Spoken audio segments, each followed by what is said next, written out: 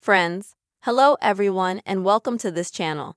In this video, I will tell you and also show you how you can easily change the country in your YouTube account on your mobile device. Friends, please don't forget to subscribe to our channel. Be sure to put your likes under the video, write comments after watching it, and let's get into this topic. So, friends, how can you find such a list of countries on YouTube to choose the right country for you? Now I'm going to show you how you can do it easily and very quickly. So friends, first of all, open the YouTube app on your mobile device, iPhone or Android, it doesn't matter. Next, friends, make sure you're logged into your account after that. Down on the bottom right, go to the U section.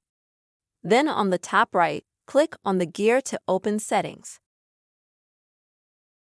In Settings, you will need to open Basic. Next, go to Location. This will take you, friends, to a list of countries. And in order to find the country you want, you'll just have to scroll down. Find the country you want, click on it. And now click Exit. And that way, friends, as you can see, you change the country you have on YouTube. That's the very quick and simple way you can easily change the country on your YouTube account on your mobile device. I really hope you found this video helpful and that it was useful to you. Please don't forget to put your likes, write comments, subscribe to this channel. Bye-bye.